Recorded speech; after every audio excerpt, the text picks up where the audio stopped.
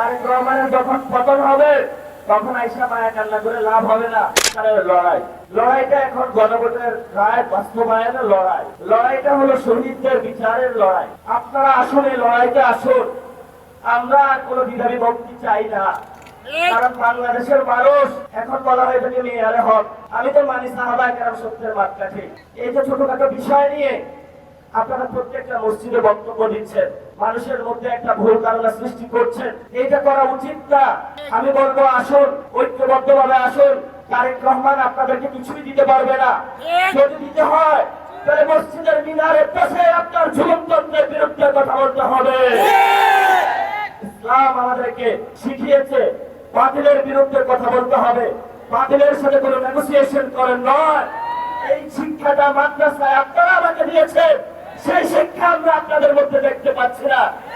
আপনাদের একজন সন্তান হিসেবে আপনাদের কাছে অনুরোধ করবো, আমি হয়তো বেশি দূর কমে মাদ্রাসায় পড়াশোনা করতে পারি নাই, আসল ঐক্যবদ্ধ হই। 5 তারিখে যেইভাবে সর্বনায় হুজুর থেকে শুরু করে 24-এ হেফাজতি মাইদা থেকে শুরু করে কোনো পরিচয় ছিল না, সবাই আমরা রাজপথে ঐক্যবদ্ধভাবে শহীদদের সাথে ছিলাম, আহতদের সাথে ছিলাম, বাংলাদেশের সংস্কারের জন্য ছিলাম। সেই জায়গাটা 2 বছরের পরে আজকে আপনাদের কাছে আহ্বান রাখলাম, আপনারা আশা করি আসবেন। জাতির এই সংকট মুহূর্তে কয়েকজন, এর কারণে আপনারা বিভ্রান্ত হবেন না। তারেক রহমান বাংলাদেশে ভালো কিছু দিতে পারবে না। তারেক রহমানের যখন পতন হবে তখন আইসা মায়া কান্না করে লাভ হবে না, তখন একটু পিছনে পড়ে যাবে। ইতিহাসের সঠিক সিদ্ধান্ত নিতে হবে।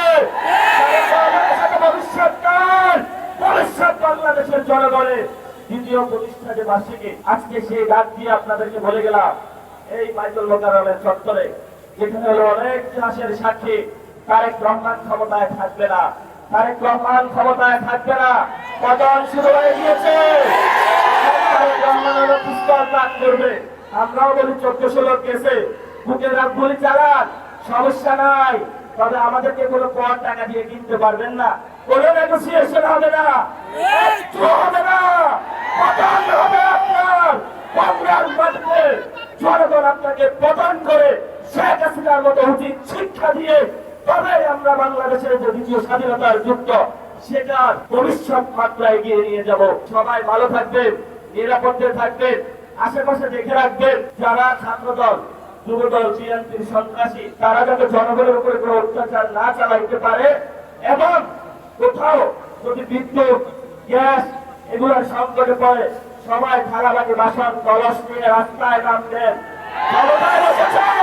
গ্যাস দিতে হবে, বিদ্যুৎ দিতে হবে, সিন্ডিকেট চলবে না, কোনো পণ্যের দাম বাড়ানো যাবে না। যদি না দিতে পারো ক্ষমতা থেকে চলে যান, আমরা ক্ষমতা চালাইতে পারবো ইনশাআল্লাহ।